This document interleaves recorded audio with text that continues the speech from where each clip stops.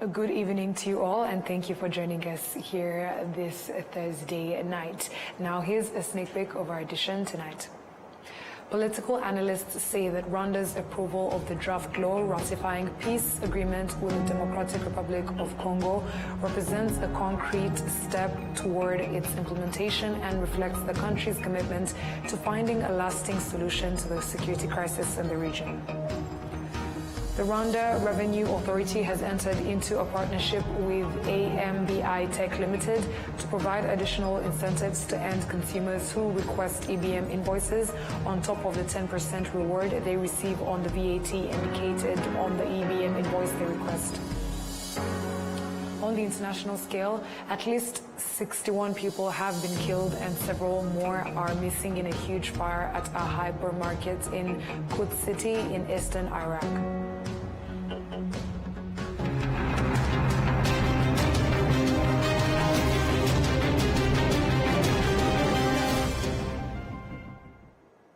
Once again, we're glad to have your company tonight. Coming to you straight from the heart of Africa, Kigali, and I bring you tonight's edition is Martina Abera. Let us begin by informing you that President William Ruto of Kenya has received retired General James Kabarebe, President Paul Kagame's Special Envoy and Minister of State for Regional Integration in Rwanda's Ministry of Foreign Affairs and International Cooperation. Their discussions focused on the strong and growing ties between the two nations. They covered a wide range of bilateral and regional issues with a shared commitment to strengthening cooperation in peace and security, trade and regional integration. In a post on his X account, the Kenyan president noted that his country and Rwanda remain steadfast partners in advancing stability and prosperity across the East African region.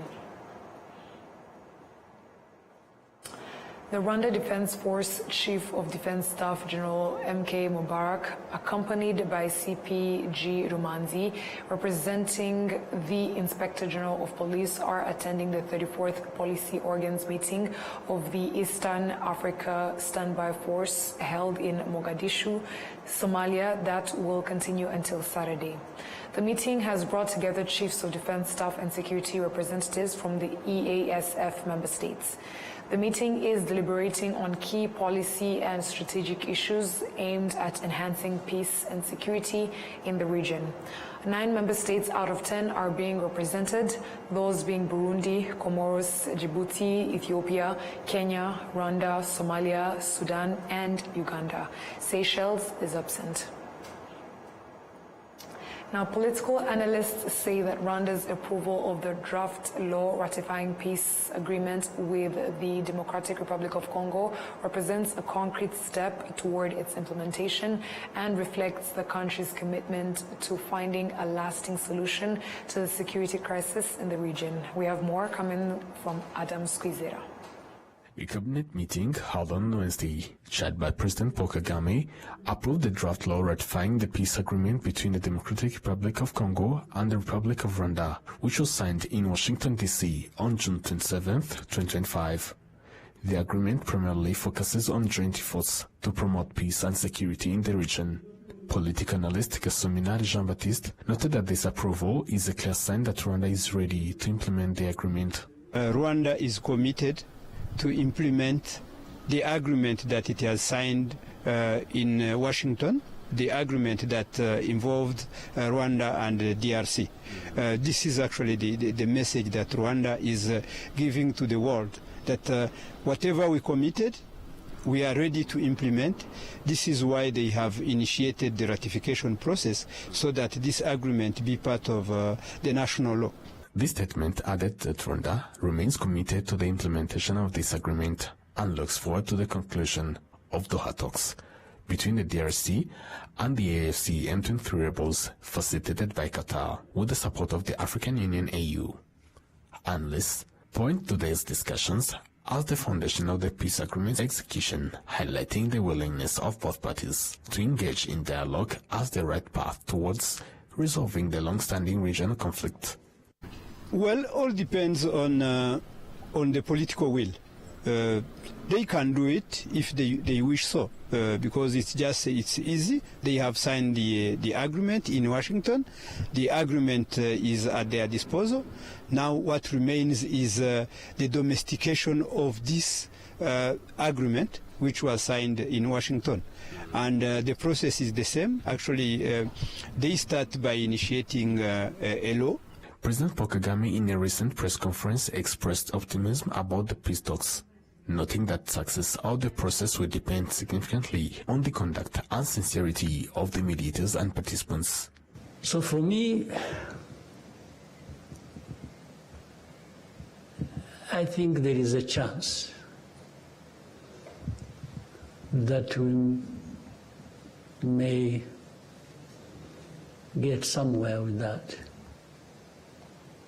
And why I asked the previous question, the other question about the previous handling, the different administrations handled this matter, it was like actually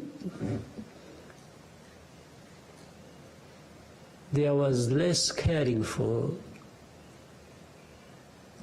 how to deal with this matter than... The agreement signed in Washington, D.C. by the foreign ministers of Rwanda and DRC is based on 3 pillars: economic cooperation, security, and political dialogue. The Rwanda Revenue Authority has entered into a partnership with AMBI Tech Limited to provide additional incentives to end consumers who request EBM invoices on top of the 10% reward they receive on the VAT indicated on the EBM invoice they request. RRA Commissioner General Ronald Niwenshuti has thanked everyone who has started requesting receipts and expressed readiness to keep improving the technology used in order to speed up the receipt issuance process. Since the reward for VAT program began in March 2024, it has significantly contributed to increased tax collection. In 2023-2024, VAT revenue increased by 14.6% compared to the previous year. VAT revenue rose from 792.0 billion Rwandan francs in the 2023-2024 fiscal year to 935.8 billion Rwandan francs in 2024-2025, as an increase of 21.3%. In total, end consumers requested 2.7 million invoices worth 153.6 billion Rwandan francs, including 23.4 billion Rwandan francs in VAT. The 10% reward based on that VAT amounted to 2.3 billion Rwandan francs. Moving ahead, the Speaker of the Chamber of Deputies, Honorable Gertrude Kazarwa, held talks with the Ambassador of Sudan to Rwanda, focusing on strengthening bilateral ties in education, trade, and regional cooperation. The meeting also reaffirmed Sudan's growing interest in Rwanda as a model for nation building. William Evans Mutabazi has more. Shortly after meeting the Ambassador of Sudan to Rwanda, the Speaker of the Chamber of Deputies, Honorable Gertrude Kazarwa, revealed that the meeting was centered around trade, education, and overall relations and cooperations between Rwanda and Sudan. The ambassador visited us so that we can discuss about our continued cooperation as Parliament. They have quite a number of projects already in Rwanda, including a medical school, where many of their students have also joined. He also shared with us about business opportunities, especially with Rwandan coffee and tea. kandi noneho ikindi yatubwiraga ko hari n'ubucuruzi bwinshi kandi bifuza cyane cyangwa banatangiye gukora ku cyayi no kuri kofi by'u Rwanda. On his part, His Excellency Ambassador Khalid Musa Dafara said the meeting was a positive and constructive exchange of views on bilateral relations. We have discussed how can we cooperate together to improve the bilateral relation, which has great potentiality in terms of business to business, in terms of cultural and scientific exchange, because we have a big growing Sudanese community here, a very sizable number of students that are studying in different universities, and also our trade exchange is improving so much and very soon we heard good figures of trade exchange between two countries, because we just started to import coffee and tea from Rwanda. In just 45 days, we have imported from Rwanda $2 million in terms of tea and coffee, and this will go ahead. From this meeting, the ambassador also revealed that Sudan officially expressed their interest to use Rwanda as an African model that inspires Sudanese people in national building. We have listened also to advice and guidance from Honorable Speaker regarding the tradition of the parliament practice, the Pan-African spirit, and it has encouraged Sudan to go and form the Transitional National Assembly for more engagement between the two parliaments. More than that, also we have exchanged views on the regional integration, about how Africa can work together for the better interests of the people of Africa together. And we have discussed also the situation in Sudan, specifically the humanitarian dimension of the war in Sudan, about the displacement, refugees, and we appeal to the parliament as well to help Sudanese people to achieve peace in Sudan. Finally, we have expressed our interest to use Rwanda as an African model that inspires Sudanese people in nation building and social cohesion as well. Rwanda and Sudan collaborate in various sectors, including education, security and trade, particularly in tea and coffee exports. Youth from 11 East African countries are discussing agricultural and livestock projects that protect the environment during a two-day meeting here in Kigali, aiming to unite their voices ahead of the International Environmental Conference in Brazil this November. About 60% of Africa's population is the youth. The continent also exports food worth over $100 billion. In sub-Saharan Africa alone, over 600 million people suffer from hunger. Yet 60% of Africa's arable land remains uncultivated. The youth meeting in Kigali recognizes that they are the ones who will solve food security challenges and create jobs in agriculture. Largest population in most of our African countries, and that means we are the largest labor source. We already have job insecurity issues in most of the continent. How are we able to now solve two issues at the same time, killing two birds with one stone, killing the issues of food security in the continent and also killing the issue of job insecurity? And that is where agriculture comes in, because we're able to provide for the bread and butter for our communities while also providing ourselves jobs, and that's the entrepreneurship component that this workshop also looks at. I already involved in agriculture sector. I initiated an organization working on the communities, smallholder farmers, to help them to adapt the climate change. So for me, it's very important on that, and I made sure to help the youth to be involved on that sector. Are we ready to take the voice to a global stage? Yes, and with enough support. Yes, we are being supported and we are ready to take the stage, and we are ready to prove that it's not only the support that has brought us to the stage, but we are really capable and we have the skills necessary to bring food systems and agriculture as women to the stage. In that farm you can find so many plants like avocados, mangoes, oranges, lemon, and so many others, but also we have vegetables like squash and other local vegetables. So that is very important, because what we call regenerative agriculture is agriculture that is supporting, conserving nature, but also helping farmers to get yields on time and always. Over 1.5 million Africans will have job opportunities between 2023 and 2028 through youth-led projects. This is under the Youth Entrepreneurship for the Future of Food and Agriculture initiative. Jean-Paul Ndagijimana, representing the Alliance for a Green Revolution in Africa, says youth are key to helping the continent achieve food security. I have a lot of hope in the youth because, one, they have the strength, two, they have the knowledge, factory, they can adapt. So as we adopt technology, both on scientific side and on the mechanic side, we see the youth as a main driver in dealing with climate change. So we want also this youth to say, even if there is progress made, there are some areas that still need to be addressed. And it's those challenges now, at the end of this forum, that will be consolidated into a statement. And the statement will be shared in Africa Food System in September, and then shared again in the COP30 in Brazil.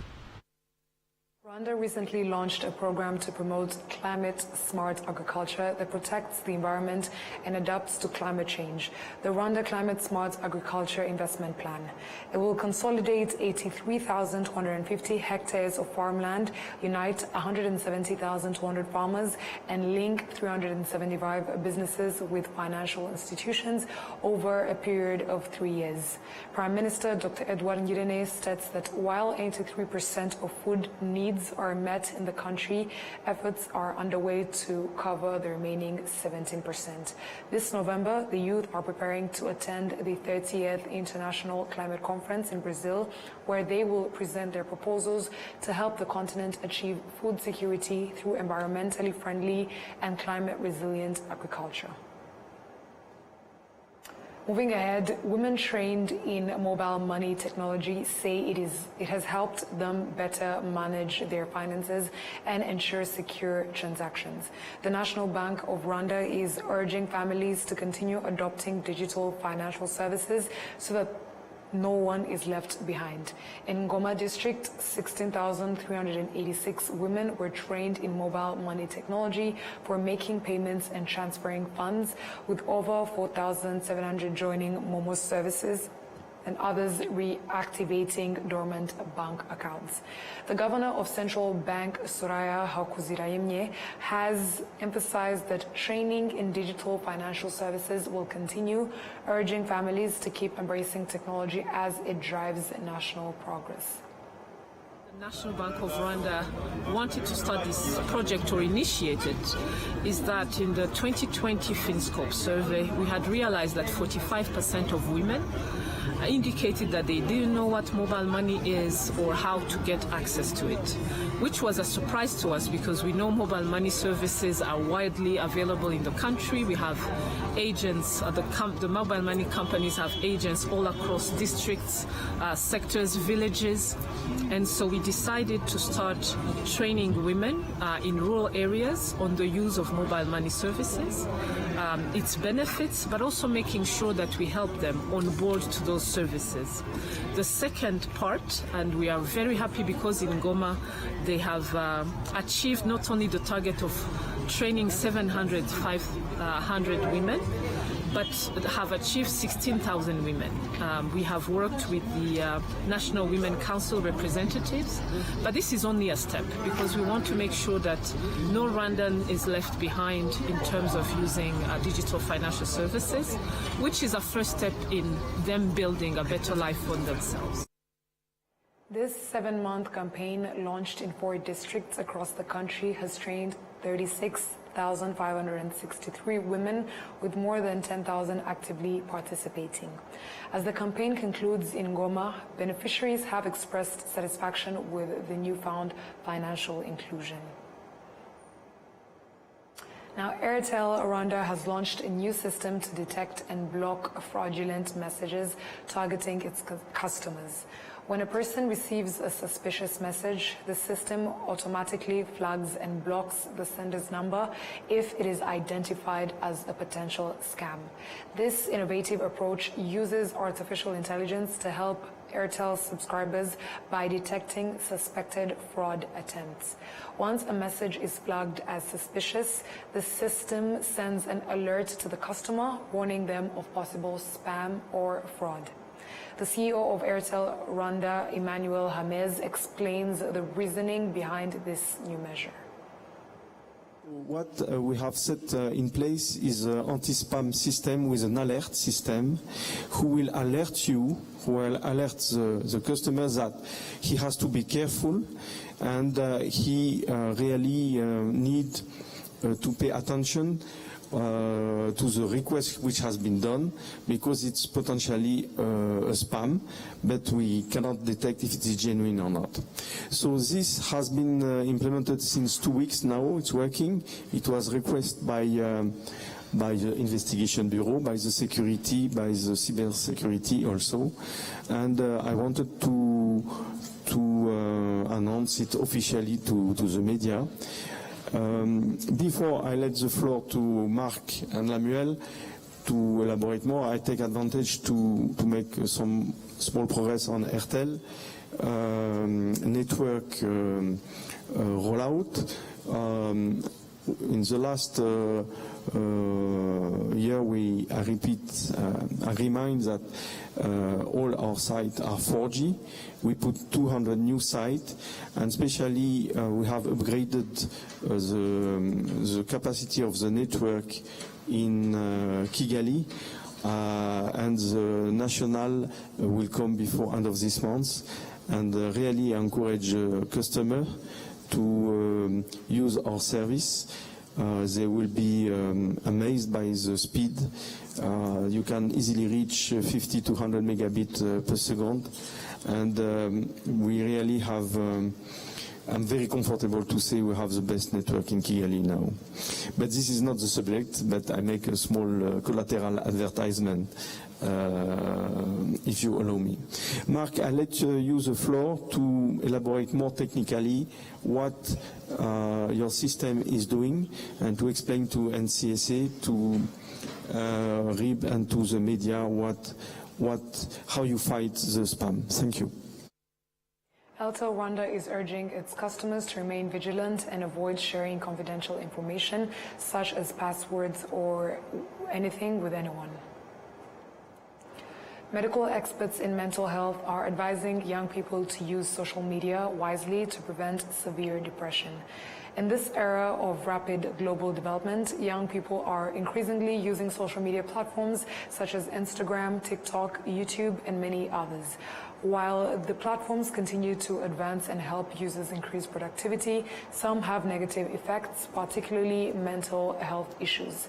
Mental health professionals therefore advise young people to be mindful of how they use social media, as misuse can harm their well-being and even lead to various mental disorders, particularly severe depression, which continues to affect people worldwide. Now, the city of Kigali has announced that as part of efforts to further improve cleanliness, it will begin using small unmanned aerial vehicles or drones to photograph waste piles in homes, streets, and unauthorized dumping sites. This will allow authorities to quickly identify and track violations. Kigali is renowned for its cleanliness and safety, a result of various measures taken to maintain hygiene. Currently, different areas have waste collection bins, organic and inorganic waste separation systems, public sanitation facilities, waste transportation methods, and household waste management tools. However, not all residents comply as required, preventing the city from achieving its desired level of cleanliness.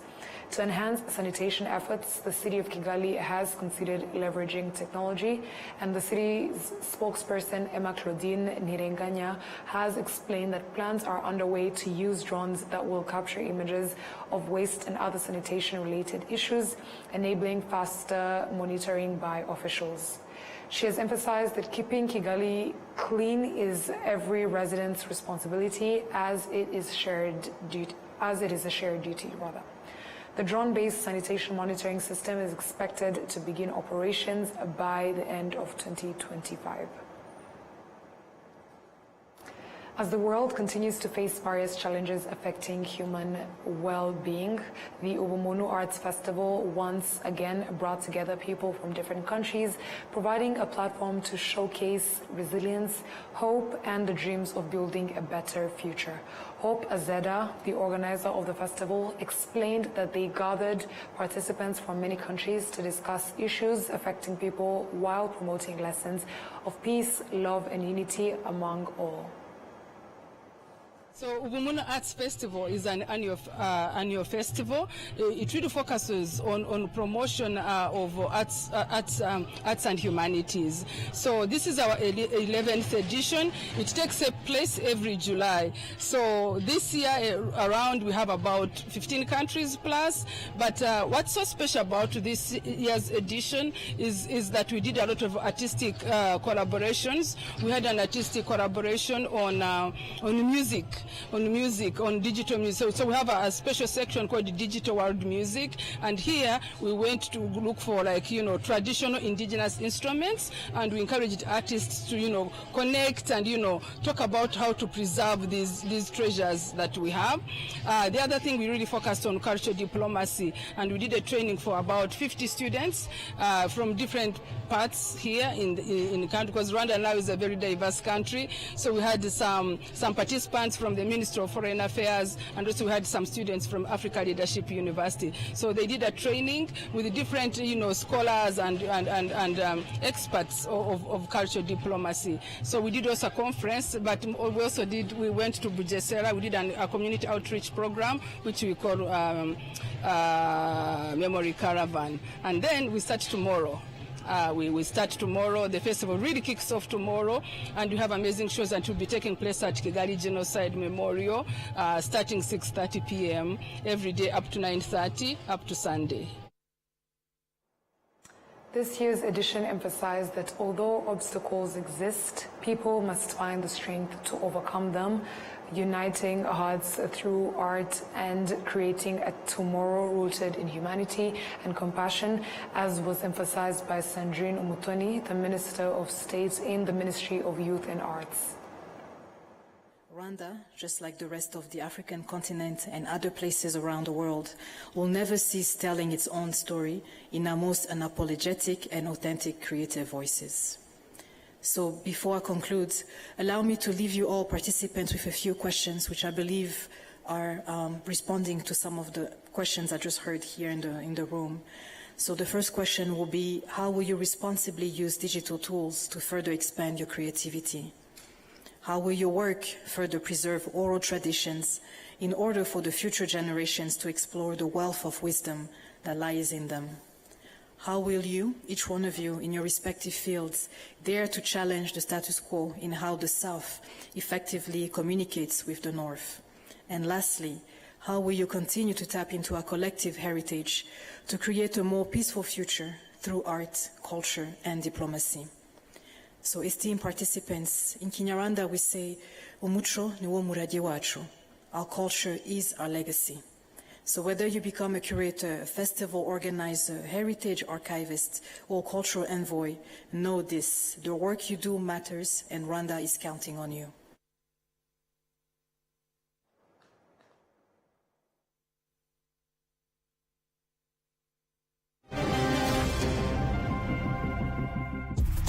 During love's moments, playing hoops,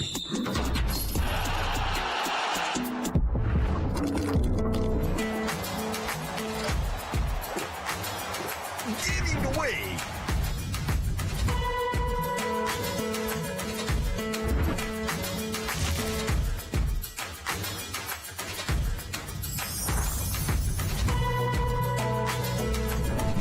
making moves,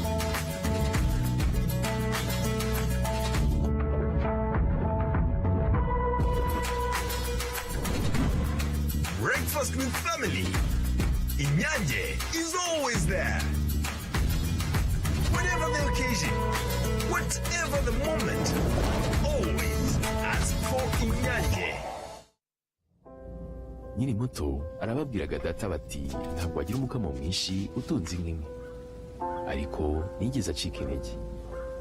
Mama akinjira mu bucuruzi hari abamubwiraga bati ntabwo watera imbere udakorera mu iduka rigezweho, ariko ntibyamusubije inyuma, yakoranaga umwete. Njye muri kaminuza hari abanshidikanyagaho bavuga ko nashobora kaminuza naturuka mu muryango wifashisha, ariko byarangiye nanditse amateka mashya.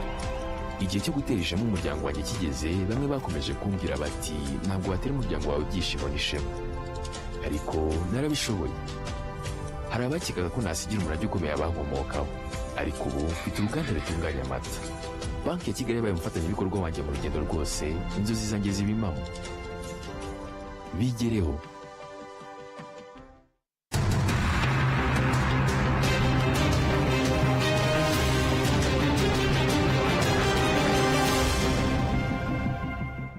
Thank you for sticking with us on RTV News, and a warm welcome back to other stories making headlines on the international scene. Now, heading over to Iraq, at least 61 people have been killed and several more are missing in a huge fire at a hypermarket in Khat City in eastern Iraq. The Iraqi Interior Ministry has said that 14 charred bodies have been found in the mall fire and that civil defense teams have rescued 45 people from inside the building. Al Jazeera with more. Trapped on the rooftop and hoping to be rescued, as a mall in eastern Iraq caught fire on Wednesday night. Dozens of people were killed when the flames ripped through the 5-story shopping centre in the city of Al-Qut. Several are still missing. Friends and relatives are waiting outside a hospital for any news. Firefighters reportedly recovered several bodies from the building. We came here to offer our condolences and support. We brought vehicles, water and whatever else they might need. We are at their service. May God grant them patience in the face of this tragedy that struck Al-Qut. The shopping centre had reopened recently after undergoing renovations. The regional governor says it's unclear what caused the fire, but it's under investigation. He's promised answers within 48 hours. This place lacks occupational safety measures and I don't know how it was approved to open. Therefore, we hold accountable all those who approved this building, especially since the residents have objections to it. Iraqi Prime Minister Mohammed Shia al-Sudani has sent the Interior Minister to the site and says it's vital to prevent more incidents like this from happening. Poor construction safety standards have previously caused fires in Iraq. In 2023, 100 people died in a wedding hall, and in 2021, a blaze at a hospital killed 60 people. Authorities have declared 3 days of mourning in Al-Qut, but for families who've lost loved ones, the mourning period will last far longer. Imogen Kimber, Al Jazeera. Syrian President Ahmed al-Shara has said that protecting the country's Druze citizens and their rights is a priority and that local leaders will take control of security in the city of Suwaida in a bid to end sectarian violence in the south and in the wake of deadly Israeli strikes in Damascus. Al Jazeera continues. We aren't able to reach the city of Suwaida. It's less than 20 kilometers from here. That's because the security situation is still fluid. The deal that ended days of fighting doesn't end a long-standing conflict. The Syrian military has pulled out of Suwaida after intervening in a local dispute between Druze and Bedouin tribes. Troops left after they became targets, under fire from some Druze factions who refuse to deal with an administration they say is made up of armed gangs. They also came under attack by Israel, which hit government targets in the heart of Damascus. President Ahmed Shara defended his decision to cede control of this region, at least for now. We put the interests of Syrians before chaos and destruction, so the best choice at this stage was to make a careful decision to protect the unity of our country and the safety of its people based on the supreme national interest. We decided to assign some local factions and sheikhs the responsibility of maintaining security in Suwaida. Suwaida is back under the control of its population, the Druze minority. A return to a status quo that existed even during the Assad regime. Mistrust among Syria's ethnic and religious communities still runs deep. Recent events have made it worse. Bedouin tribes say they are too scared to stay and are in search of a new home. We are afraid for our children, our families. That is why we packed everything. They are burning our homes. The two sides accuse the other of abuses and violations. Promises by the state for accountability haven't allayed the fears of many. Syria still has front lines. It was a difficult decision for the new authorities: withdraw or stay in this region. And in the words of President Ahmed al-Shara, expect Israel to launch an even larger escalation. There was also pressure from the United States, which made a public call for Syria to withdraw its military to allow for de-escalation. But now there's a new crisis in a country where more than 7 million people are still internally displaced from 14 years of war. More than 7 months after the fall of the Assad regime, the battle for the new Syria is still not over. This is still a very much fragmented and divided nation. Zana Khudr, Al Jazeera, Southern Syria. U.S. President Donald Trump has threatened the European Union with a 30% tariff on nearly all imports. It's due to go into force on August 1st. Many European producers are bracing for the impact, including those in the agricultural sector. Al Jazeera wants more. Harvest season is usually a time to be celebrated in Greece's Macedonia region. Peach farmers gather their crops and look forward to reaping the profits. But anxieties over global trade turmoil have made it difficult for them to enjoy the fruits of their labors. For the past 6 months since Trump took office, we've been in absolute turmoil. U.S. President Donald Trump has threatened the European Union with a 30% tariff covering nearly all imports. It's due to kick in on August 1st unless a deal is reached. Greek peaches already pay 17% in duties. This will jump to 47% if the tariffs go ahead. It came to us in the middle of the production period, in the peak of the year, when all the production lines were working at full speed. So for us, it's a great shock. U.S. tariffs will shake the whole Greek economy, but the peach sector could get particularly bruised. Greece is the world's biggest exporter of tinned peaches, and the U.S. market for Greek peach products is worth more than $500 million. That's now at risk, at a time when the industry is already struggling. The bad thing is the situation was already not good. We're talking about prices frozen for 20 years without any prospect of rising. And when us farmers heard about Trump's new tariffs, we understood that the future was even more ominous. But Trump has set tariff deadlines before. Many ended up delayed or suspended. Some countries like the UK avoided them entirely by sealing trade deals. Some farmers are hopeful that the levies will never end up happening. We hope that because Trump's unpredictable, that he'll change this decision. We understand that a lot of the time, the things he announces are about politics and the odd way that he negotiates. More than 20,000 families in the Macedonia region rely on peaches for their livelihoods. But as Trump's tariff deadline looms, all they can do is hope for the best. Vincent Monaghan, Al Jazeera. And that Al Jazeera story marks the end of our bulletin. But before we close up, let's have a recap of our headlines.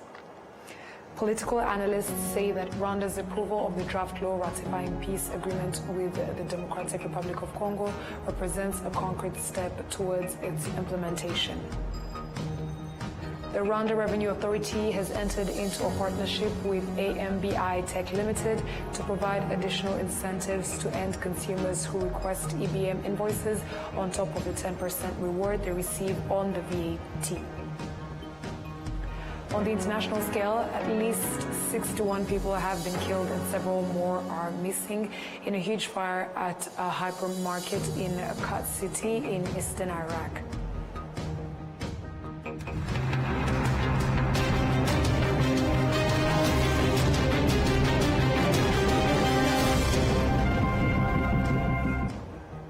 And on that note, we've come to the end of tonight's bulletin. On behalf of the news production team as well as the technical team, thank you for sticking with us on RTV News. My name is Martina Avera, and until next time, stay safe and have a good night.